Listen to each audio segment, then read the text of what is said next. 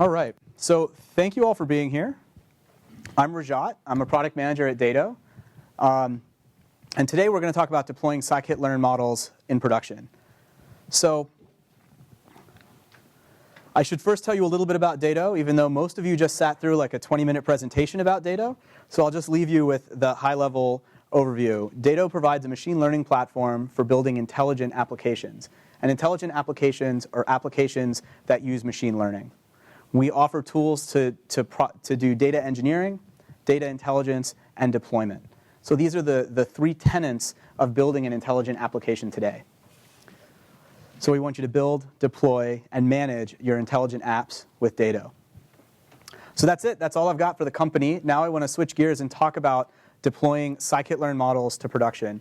I'd love it if you guys interrupt me with questions or raise your hand with questions. Let me know if I'm going too fast, too slow. Anything like that. So if we think about going to production, let's back up and actually think about how all of us got started with ML.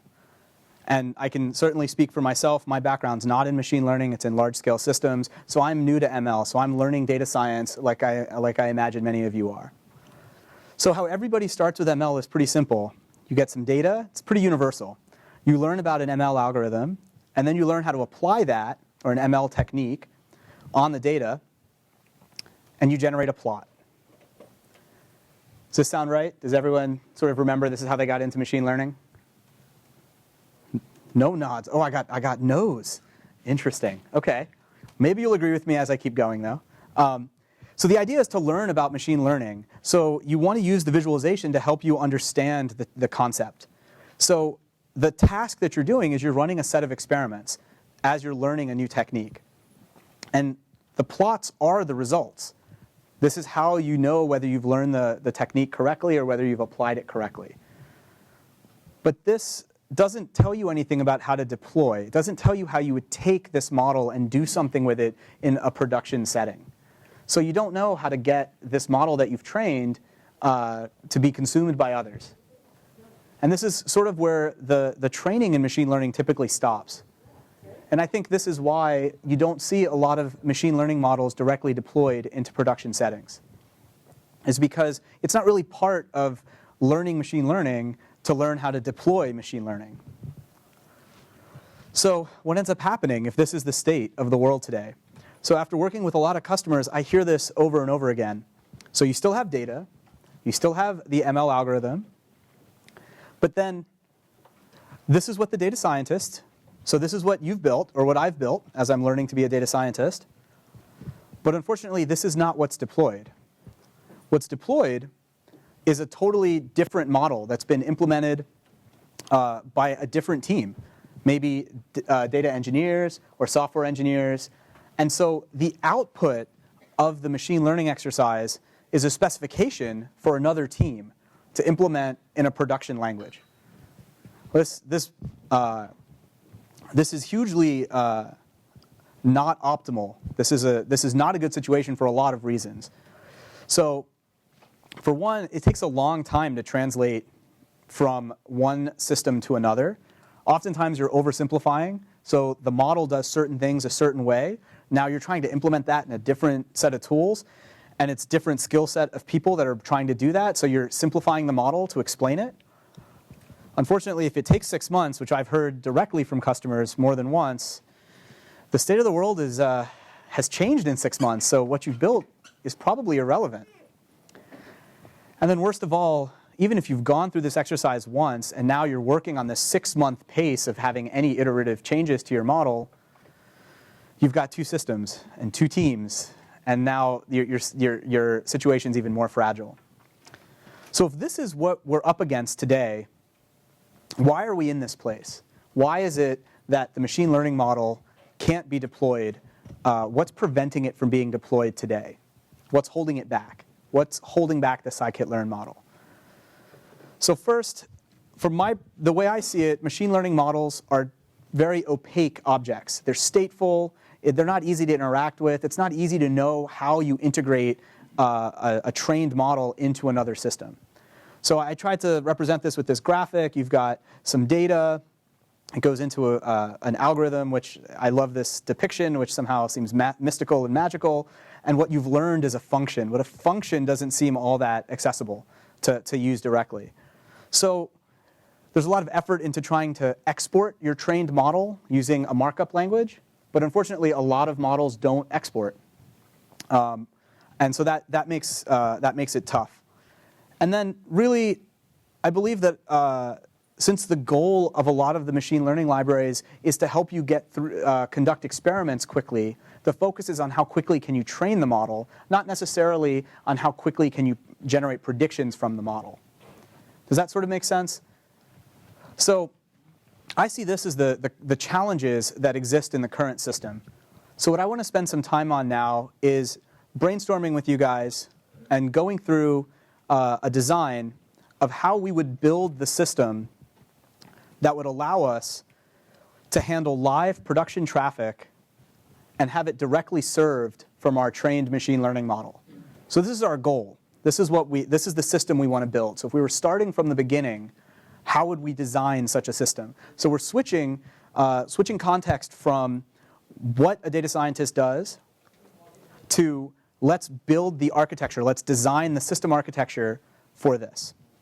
So if we're going to build a new architecture, we should start by looking at some reference architectures and get inspired by them. So if we look at a multi-tiered architecture from the internet today, you'll see that it has some interesting properties. Client machines go through the big bad internet and hit a load balancer, which then siphons off traffic between a set of web servers. And those web servers are they allow you to scale horizontally. You can keep adding them as your load goes up. And then those web servers have some sort of, this thing says sharing session, but you can think of this as a database or a storage layer that's shared between them. So you have this application serving layer that's horizontally scalable, and then your storage layer is, by definition, typically less scalable. Do you guys agree with this architecture, that this is pretty common in the web today? Okay. So our goal is, let's generate requirements, and the technical product manager in the back of the room should be happy about this. We're generating requirements. If we wanted to build this same architecture, but for ML models, how would we go about it? What are the requirements that are important for building this type of system? So the first requirement is pretty straightforward. Whatever system we build, it has to be easy to integrate with. So how do you do that? Let's put a service-oriented architecture in front of it. Let's make it have REST APIs. So that makes sense. So if you look at the architecture diagram, you've now got a web serving layer. I've represented it as an API, which this is what your users or applications are interacting with directly. Does this make sense, this part of the architecture diagram? Now, if you have a REST API, you should have the ability to query this API from a lot of different languages. You shouldn't be locked into whatever technology you use to build this REST API. So this way you're not locked into Python from the client side if you've built this API layer in Python. And if you look at some pseudocode, maybe this is how you would interact with it in Python. You'd want to connect using some URL and some authentication key, and then you'd want to be able to query by passing in a URI or a service name, which is the endpoint you want to query, and then the data that you want to pass to that, the input to that query. Does this sort of make sense, what we're doing here? We're going through a set of requirements for building this type of architecture. So we've gone through one. It's got to be easy to integrate. The second one is pretty obvious. It's got to be high performance or for low latency. Remember, our goal is live production traffic. So first and foremost, let's put a load balancer in. That's a great piece from our reference architecture that we looked at. So now we've added to the system architecture diagram where there's a load balancer. You guys can see the mouse, yeah? OK. So there's a load balancer, which is now pointing to a set of API machines. And then let's add a distributed caching layer. This also makes sense. Like in many database applications or database workloads, the database becomes sort of a bottleneck. So you want to introduce a caching layer in front of the database so common queries aren't adding load to your database. So I think that architecture makes sense for this space as well, for machine learning models. And this last piece of the picture, I've called it the engine. Now, this is the component that's actually hosting the model. So we have a distributed cache, and I should clarify what I mean by distributed cache. A distributed cache means that there's a piece of the cache running on each node of this cluster, but they all work together. So there's one caching namespace. So when you're looking for something in the cache, that item may not physically live on that same machine, but it's abstracted away from the client or the guy using the cache, in this case it would be the API server. Does this sort of make sense when I'm saying what I mean by a distributed cache? Yeah? So, and I've got pseudocode. So in this case, I'm trying to do something administrative, so I should have some way to administratively send an admin sort of command. So maybe, again, I'm using a URL to connect to the cluster, and I'm using an administrative key. And in this example, maybe I'm just enabling the cache, because it was disabled and I'm turning it on. So we've got two requirements. This is not sufficient. What we have, this picture is not sufficient for meeting our goals. So what's the next one? Well, the next one that seems pretty obvious to me is we have to be fault tolerant. And so let's get that model running on all the machines.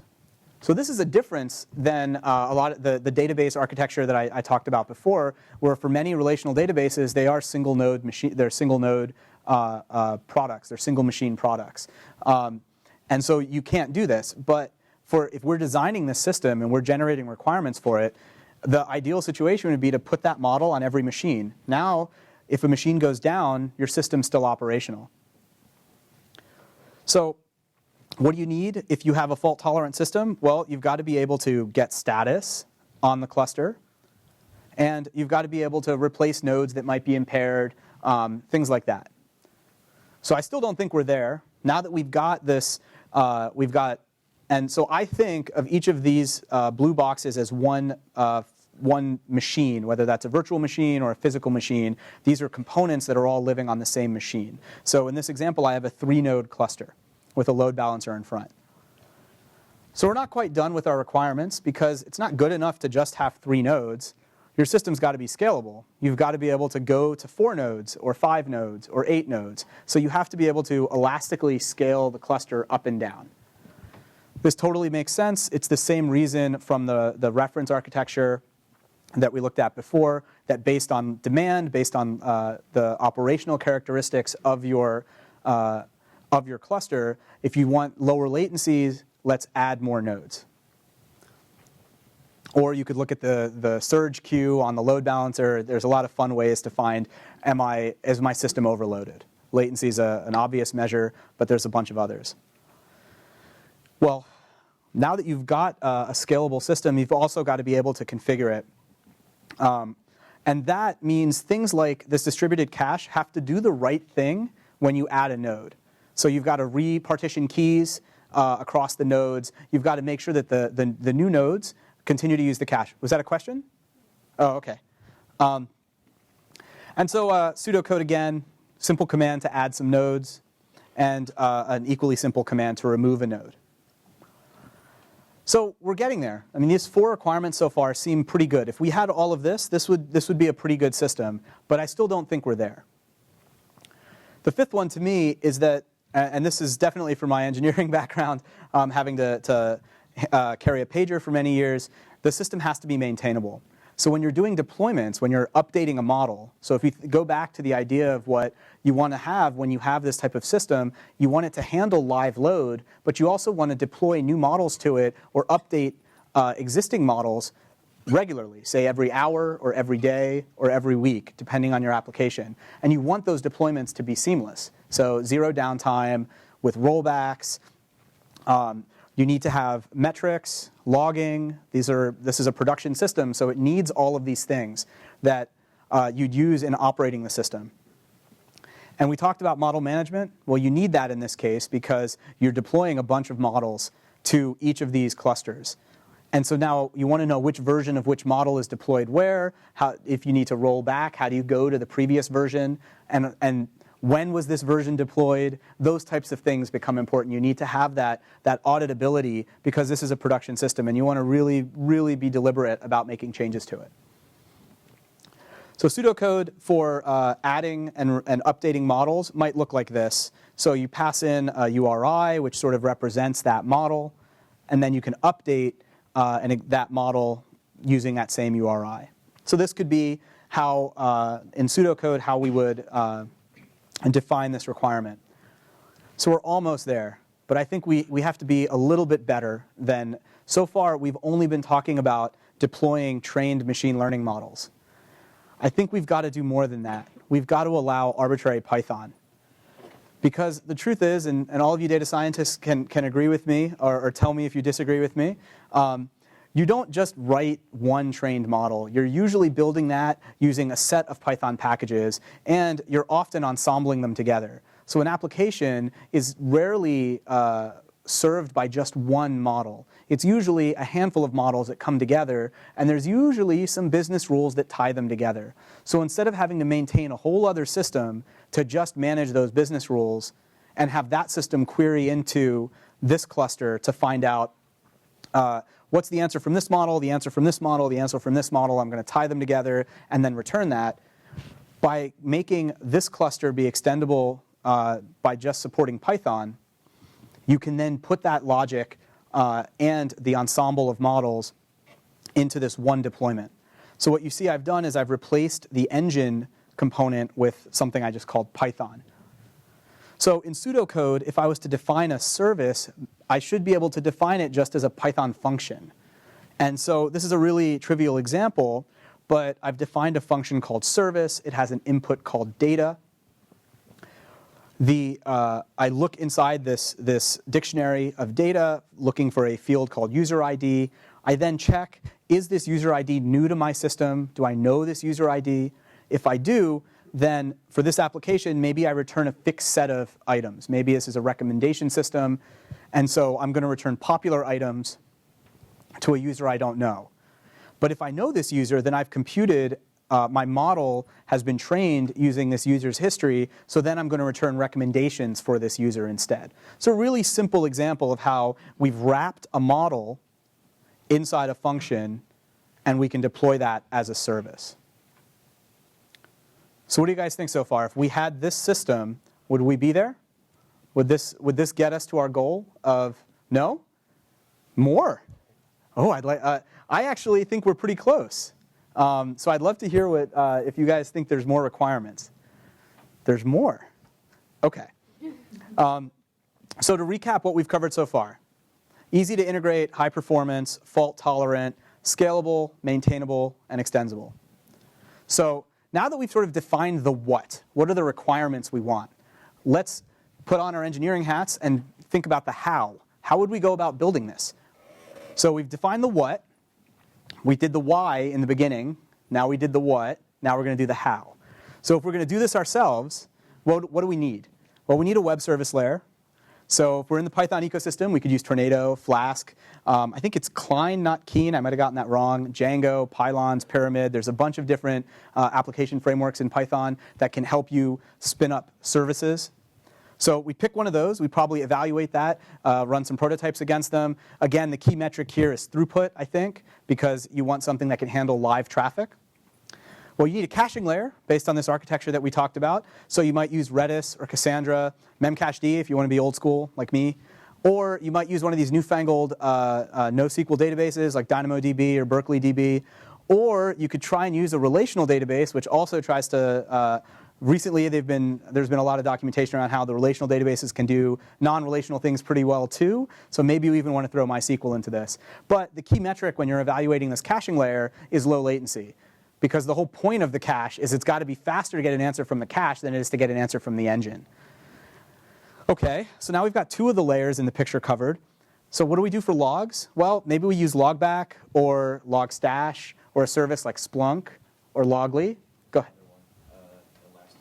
Elasticsearch, yes, for the caching layer, you mean, or for the logs? For logs as well, yep. And that's certainly not exhaustive. There's a lot more. You could roll your own, which is always a fun option. Well, metrics, you've got a bunch of options as well. Maybe you want to publish directly to AWS CloudWatch. Maybe you want Mixpanel. Maybe you want Librato. There's a whole bunch of other metrics providers out there that I'm forgetting. So there's even more components to this than this. We still haven't talked about how do we get model management, how do we get the right API, where are the models stored, so what's the storage layer involved in this, because the model should be stored in sort of one central place so that you know that with checksumming and all this stuff so that you know that it's the same model that got loaded on each node.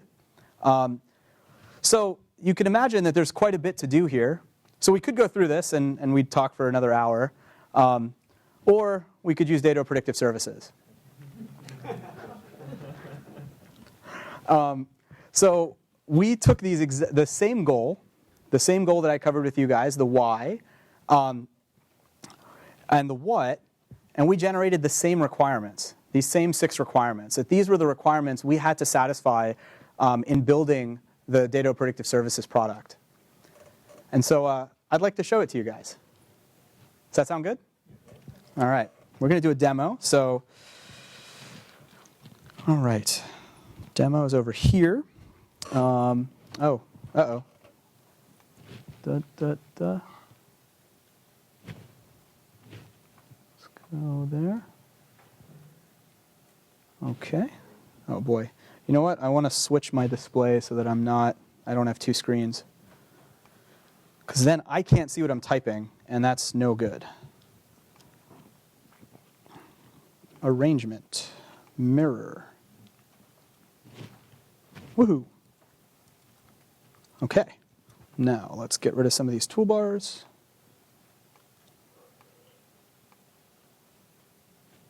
Good enough. Can you guys all read this, or should I make it bigger? It's okay? Okay, so this is an IPython notebook or a Jupyter notebook. And this demo, I didn't want to go through a whole machine learning exercise, so I thought I would just take a tutorial from PyCon 2013 on linear regression and adapt from it or augment it. And I think this, what I like about this example is it covers linear regression using housing data with this really well understood data set that's actually ships with scikit-learn. And it stops with the plot.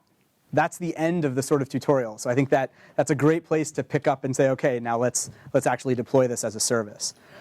So I'm not going to go through the details of this, but we're doing house price prediction using this Boston housing data set that's quite old.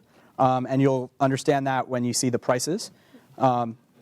So like everything else in Python, I import scikit-learn.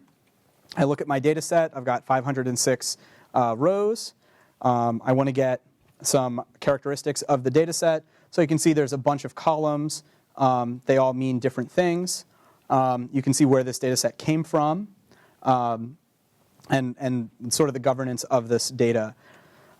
Let's start by plotting. You know, this is an important step in exploring your data and getting into it. So let's build a histogram in matplotlib, and this is all coming straight out of that tutorial.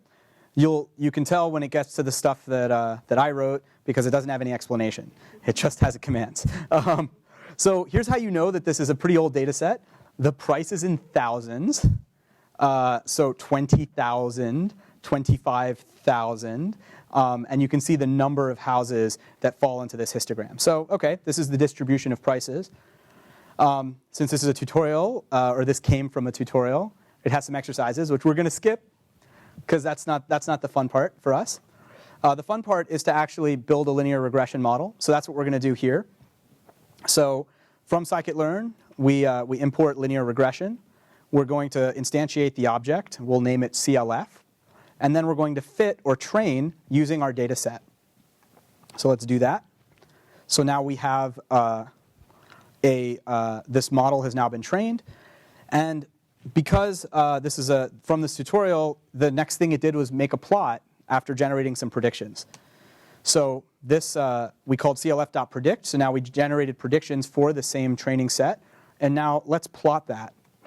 So what you can see is the true price on the bottom, on the x-axis, along with the predicted price. So how well did we fit that line? So this is basically where most machine learning tutorials stop. So let's pick up right from there and say we want to take this trained model and deploy it as a service. How would we do that? So first and foremost, we'll define our web service. So this is that Python function that takes whatever data we'd like as input, whatever inputs we'd like, and then calls predict on the trained model. Remember, we named it CLF. That was what the variable was called. And we call predict, passing in whatever was passed in for data. We get back the prediction. And then we want to take the prediction and wrap it into a JSON object to return it. Does this make sense as a Python function? Yeah? OK. So now we've got we've got the function or the service we want, but we don't have the cluster yet. So let's build up that cluster. So now we're going to import GraphLab create. So import GraphLab. And the reason I should bring this up just to make it clear, Dato Predictive Services is a product that doesn't require GraphLab create, but GraphLab create has a client to connect and let you launch predictive services. Does this make sense? You can launch predictive services on their own, but you can also launch them from within GraphLab. So I'm going to show that from GraphLab. I know that's a little confusing, and we're working on making that better. We want to have a separate Python package that's just a connector or client for predictive services and Dato distributed, but we're not there yet. So right now, that client's baked into GraphLab create. OK? So all of you that have worked with EC2 or with AWS know that there's a bunch of metadata you need to keep. Things like your access key, secret key, what instance type you want to launch, what region you want to launch things in, and where you want to store your logs in S3. These are things you don't want to have to type in over and over again. So we have this convenience object that we call an environment that defines this configuration or this metadata. So this is the one that I have saved on my system. You guys all now see my access key, but don't ask for my secret key because it's secret. And this is a named object. So this is something that's saved away in my home directory. So whenever I use GraphLab create, I can easily retrieve it. So the next step is launching the service. And so I'm not going to show you that because we have to then wait for EC2 to actually spin up instances, and that takes a bunch of time, and I don't have that many jokes, and so I can't kill that much time. But I do want to show you the API. It's one command. We give a logical name to this cluster, to this deployment, which is then how we can refer to it. We provide this configuration. Oops, cannot double click. We pass in the configuration, the EC2 config we want to use, and then we specify where in S3 we want to keep all the state information about this deployment. This is really important. I didn't cover this in the requirements, but you can't build a system for production where all the stateful information about the deployment is sitting on your laptop, because then if your laptop gets run over, you've now lost your handle to your cluster. So the way we built predictive services, all of that stateful information is stored in S3 if your cluster is being deployed in AWS in one place that you specify. The reason that this is, so this not only helps you in the case of your laptop getting run over, but it also helps you, just a sec, in the case of all of us work in teams, so oftentimes you're sharing deployments. This is how you email your teammates to say, hey, I've set up the cluster. Here's how you connect to it to deploy models to it. So go ahead. What was the question? Security. The minute you deploy something like this, the security still remains your own? Mm-hmm. The question was security. How do we maintain security? Really important question. So with Dato Predictive Services, the infrastructure is yours, meaning these are your AWS credentials. These instances launch in your account. Dato has no access to them. Once you put it on the cloud, what do you exactly put there? You don't put like the keys, the personal keys. Oh, no, absolutely not. Those are lost. That's right. So okay, so this is a very important distinction. So the question was, what happens to the keys? Do we send the access key, secret key everywhere? The answer is no. We follow AWS best practices. What's happening is when you launch this cluster, your local machine is making the AWS commands to actually call EC2 run instance. So that's happening from your local machine. So the keys aren't going anywhere. Does that answer your question? So So it stays in the machine. So if the machine gets lost, you have to recover the key somehow. Yes, and AWS helps you with that. There's like an 800 number, and there's a whole thing. So this is, I have 10 minutes? Perfect. Does that include questions or no? Total? Oh, okay. Okay, so I want to show you how to, so here I'm loading the predictive service using that exact same, using that state path, this path that I'm talking about here. So this is an existing cluster that I have, and I can show you you can see what's deployed when I print it out. The logical name for this is demo lab scikit. This is the API key, which I'd need to make any query requests. There's also an admin key, which is what I need in order to make administrative changes, like adding nodes, removing nodes. The cache is enabled, and this is the load balancer's DNS name. I also see what are the services or predictive objects that are deployed. So right now I only have one. It's called funny, and it's at version 6. I have nothing pending. So what are some of the administrative operations I can do? I don't have time to go through all of them, but you can change your cache. You can actually do more fine-grained cache control. How much RAM do you want to devote to the cache on each node? What's the time to live for all your cache keys per model and for the overall system? You can scale up and down by adding and removing. And you have all the operational features like getting the metrics if you want to get them programmatically, getting the status where you get that back programmatically as a JSON object so you can then go and analyze it with code. The logs are periodically shipped to S3. Like you wouldn't want to take the I/O hit to try and write your logs in S3 all the time. So you write them locally and then sync them to S3 periodically. But if something's going wrong, you don't want to wait for that syncing to happen. So you want to be able to flush the logs immediately. And if a node's going bad or is no longer performing well, you want to just be able to replace it so it's no longer impacting the overall system. So this is just a sampling of the administrative things you can do using predictive services.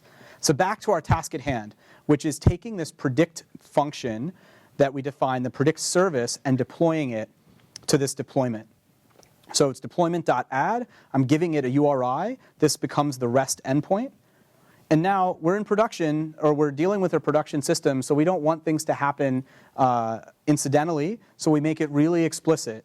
You need to call apply changes for all the pending changes to get applied. And this is the first time that the model that I had trained in this IPython session running on my laptop has left my machine.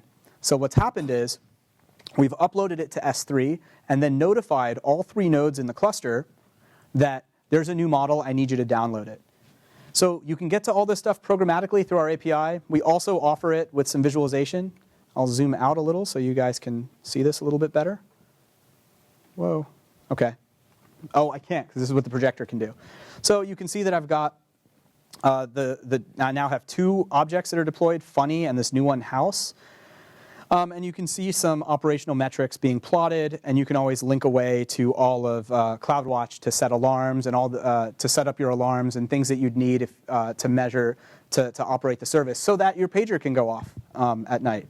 And you can see this is a 3-node cluster, and each of the instances are in service. So now let's query it. And I'm running a little out of time, so I'll just go kind of quickly. So I want to query. I'm going to use the first row from my test set, from my training, from my data. And all this is a numeric value for each of those columns or those features that are in the data set. So that's my example. I'm going to use the Python client that's baked into GraphLab Create, query the house service that we just deployed with this example. And what you see is I connected to the predictive services load balancer, and I got my response from there. The result is for this house, given these features, the predicted value is $30,000. You also see a request ID for debugging, for end-to-end debugging. So this is your request ID for the request. And you know which version of the model returned this response. So this is version 1. And that's it. I can go back to a couple slides to wrap up. Oh, that's my email. Is that the one? Yes. So let's see if this works. Yes. So Dato Predictive Services lets you do all the things we talked about and more. So I'm available for questions. How do you deploy a newer version? Oh, yeah, deploying a new version. I'm going to go right back to the code. Here. Why don't I see the window? It's just deployment.update and the name of the URI and then the model. So just like we did deployment.add, there's deployment.update. Other questions? Go ahead. So if you have multiple models, Yep. perhaps a very varying set of them in the deployment, does it handle that as well?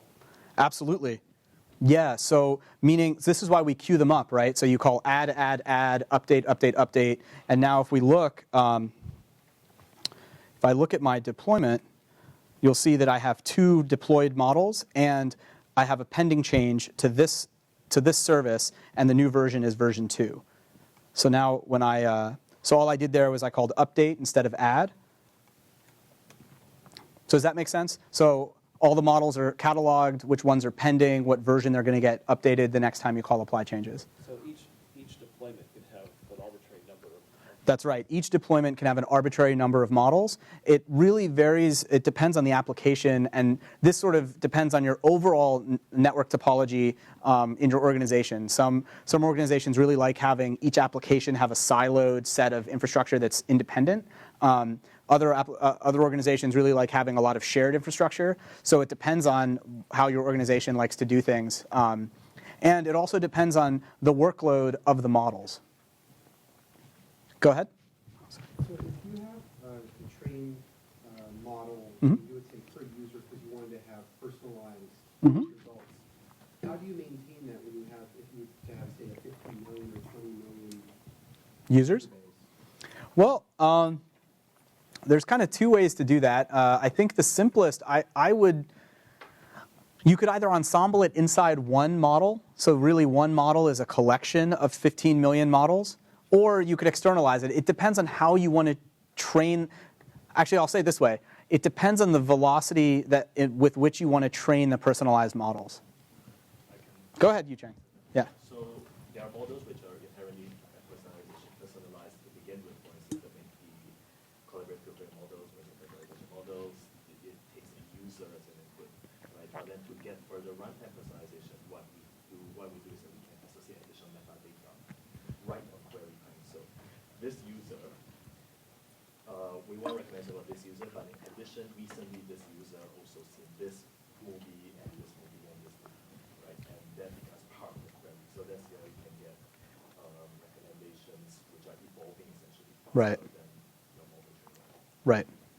So another way to say that is context-aware predictions. So what has your user interacted with on your website? What are the products they've seen? There's no point recommending those products if you're looking for recommended products, as an example. So there's 2 over here, and then I'll come back. Go ahead.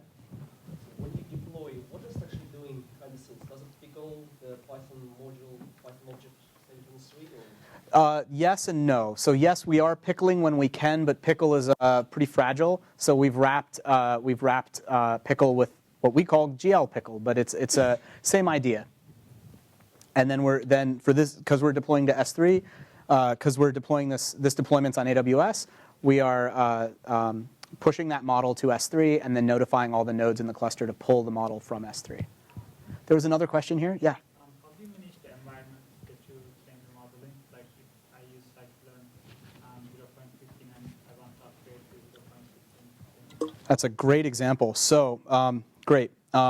You can do it with an annotation. So it's from graphlab.deploy import required packages. So required packages takes a list of scikit-learn == 0.16.1. So this is distutil style. And then whenever we deploy this service, we'll make sure these required packages are on the machine. And every model would be like in a different virtual environment so that they would be protected. That's correct. Yeah, that's correct. There was another question here. Yeah. How involved is the setup for this? On AWS?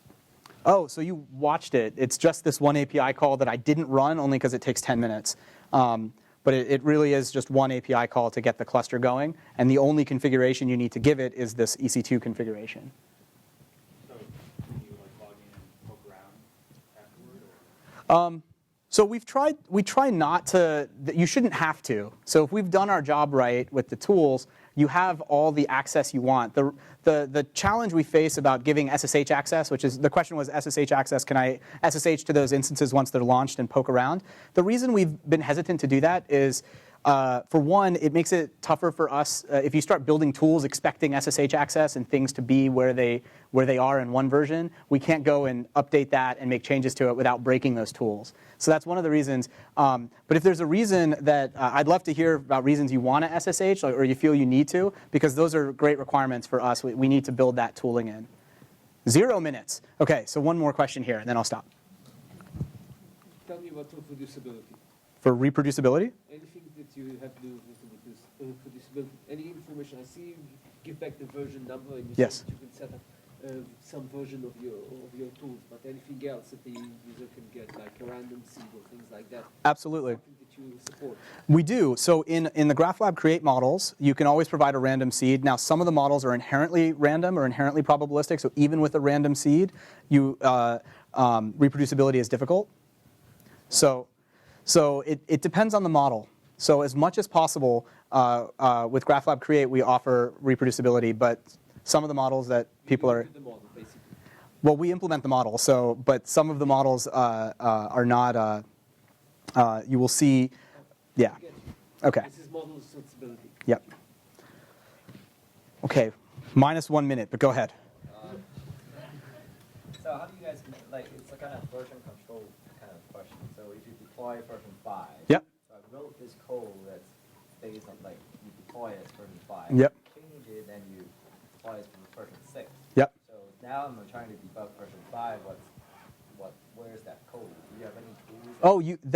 It's a really good point. So if you look at this output here, we went through it really fast, but you'll see that the version is in the place where we uploaded to. So you can easily roll back or get to any prior version and load that again. But do you actually know, because what you're doing, it's lost, right? It's not. Oh, the function itself is, the function is pickled, so you can unpickle it. So you unpickle and can you inspect? Yes. Oh, absolutely. You can inspect, see the source code, the whole thing. Yep. Yeah, we capture all of that. We need to, or else we won't be able to run it on the other end. OK. We have to call it. Yeah. But they're routine chatting, but there are snacks and drinks back in the great room. Thanks.